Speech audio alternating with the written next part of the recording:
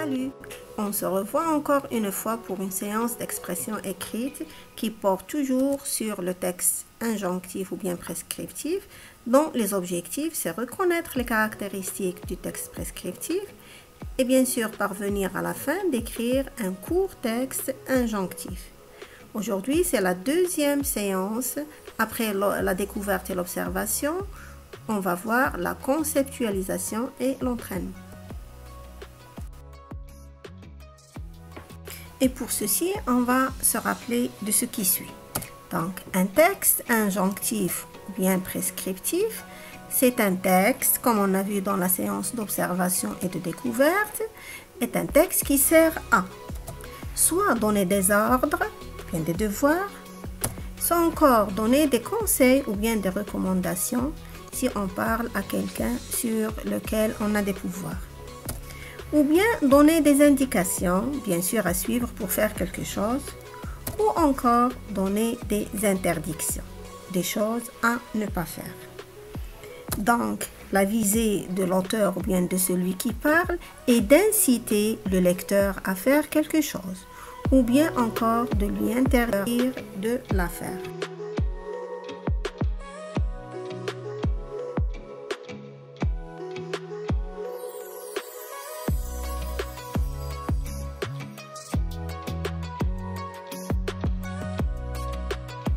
Rappelons aussi les structures et les temps, bien les modes de conjugaison utilisés.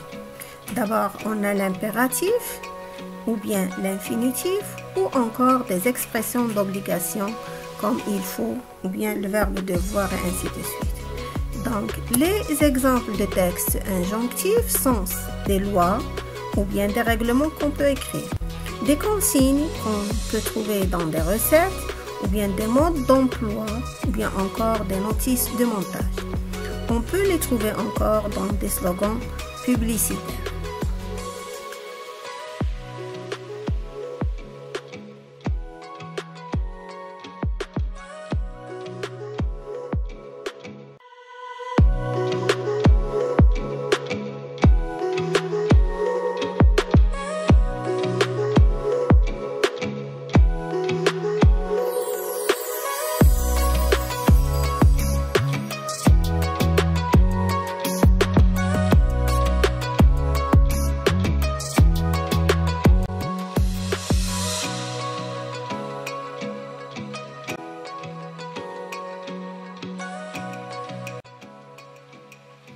Donc après le rappel, on sait bien les caractéristiques d'un texte prescriptif.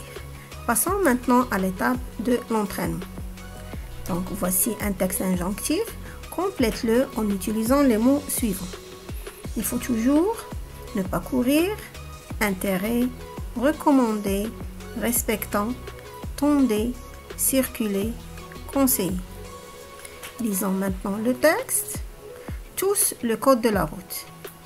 Il est aux piétons d'être vigilants. Ils ont à traverser sur les bandes blanches. En traversant, permet aux automobilistes de bien vous voir. À vélo, portez un casque. Pour circuler en ville, il est de rouler sur une piste cyclable.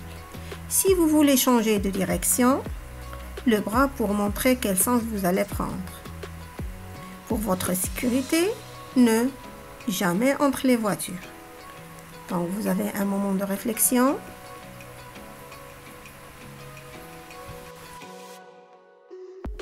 Voilà, on passe à la correction.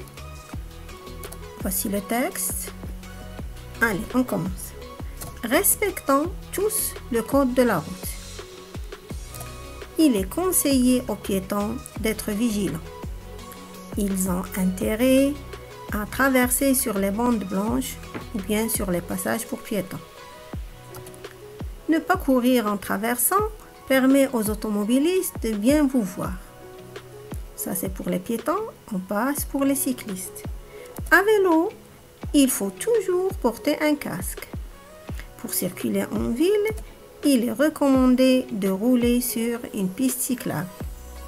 Si vous voulez changer de direction, tendez le bras pour montrer quel sens vous allez prendre.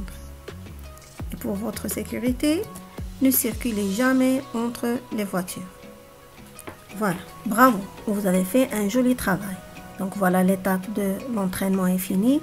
Attendez-moi pour une nouvelle étape de production.